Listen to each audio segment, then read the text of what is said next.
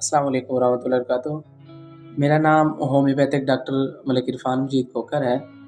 मैं Khokhar homeopathic clinic पर as a consultant homeopathic practitioner काम करता हूँ। आज मैं आपको स्ट्रोक या फालिज के बारे में बताऊँगा। फालिज एक दिमागी आज़ा है जो अचानक किसी को भी हो सकता है। इसमें उम्र की कोई कैद नहीं है। ये छोटे बच्चों से लेकर बड़ों तक हर उम्र के अफराद, बूढ़े बुजुर्गों तक होता है।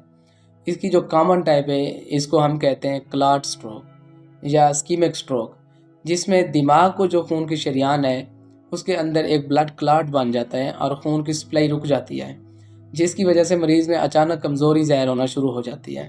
जबकि जो दूसरी टाइप का स्ट्रोक है जो कम कॉमन है, वो ब्लीड स्ट्रोक है, जिसमें खून की शरीयान फट जाती है और मरीज़ को अचानक अलामात ज़ाहिर होना शुरू हो जाती हैं।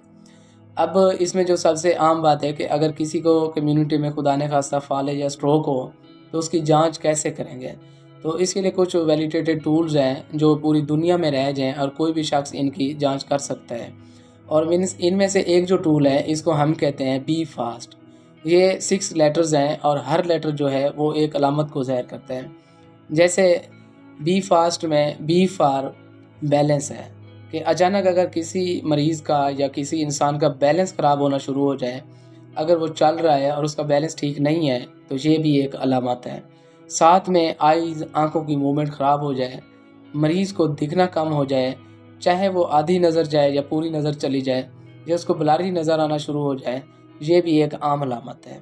इसके बाद फेस, अगर किसी भी शख्स का अचानक चेहरा टेढ़ा हो जाए, वो बात कर रहा और चेहरा एक तरफ खिंच रहा है, वो हंस रहा है, इसका चेहरा एक तरफ खींच रहा है, ये भी एक अहम अलामत है।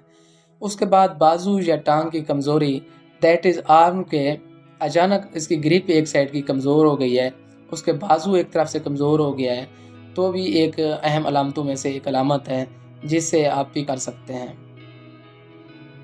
और इसके बाद स्पीच है कि अचानक मरीज़ का बोलना ख़त्म हो जाए, उसके समझने की सलाहियत कम हो जाए या सब अचानक हो, तो इस सब फालिज की अलामत हैं। आखिरी जो चीज़ है वो टाइम टी है। वो बहुत इम्पॉर्टेंट है कि मरीज़ को आपने फ़ौरन से पहले हॉस्पिटल लेके जाना है और जितना जल्दी मरीज़ इमरजेंसी पहुंचेगा उतना उसका आउटकम बेहतर होगा। अब मैं अगर खोखर होम्योपैथिक क्लिनिक की बात करूं तो 2018 से अब तक मैंने बहुत से ऐसे मरीज़ों को स्ट्रोक केयर प्रोवाइड किया है जिनको फालिज हो चुका था। ये जितने भी मरीज़ थे, इमरजेंसी से होकर आने वाले मरीज़ थे, यानी इमरजेंसी ट्रीटमेंट किसी भी अस्पताल से करवाकर मुस्तकिल इलाज के लिए मेरे पास तशरीफ़ लाए थे और अल्हम्दुलिल्लाह इन तमाम मरीज़ों को शिफा भी मिली है। अगर आपको या आपकी फैमिली मेम्बर को किसी को भी फालिज की अलामत सामने आती है या स्ट्रोक हो जाता है, फ़ौरन किसी भी डिस्ट्रिक्ट हेडक्वार्टर अस्पताल की इमरजेंसी में जाएँ। जैसा ही इमरजेंसी कंट्रोल हो जाए फिर खोखर होम्योपैथिक क्लिनिक पर तशरीफ़ लाएँ। जो फालिज की वजह से आने वाले नुकसानात हैं, जैसा कि जिस्म के किसी भी हिस्से का काम छोड़ जाना, ज़ुबान की लुकना, चलने फिरने में दुश्वारी, मुँह का टेढ़ापन, टांग या बाजू का कमज़ोर हो जाना वगैरह वगैरह, ये होम्योपैथिक इलाज से दोबारा ठीक हो सकते हैं। बाज़ औक़ात खून की बड़ी शरीयानें ब्लॉक हो जाती हैं जिनको स्टंट डालकर खोलना पड़ता है। बाज़ मरीज़ों को क्लास बस्टिंग मेडिकेशन की भी ज़रूरत होती है।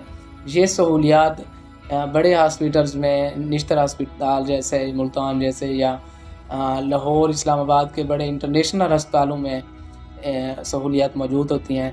जबकि इन बड़े अस्पतालों में स्पेशल जो स्ट्रोक सेंटर भी होते हैं वो भी कायम किए जाते हैं, जिनमें जितने भी लॉन्ग टर्म के जो मरीज़ होते हैं उनकी सेहत की बहाली के लिए इंतज़ामात किए जाते हैं।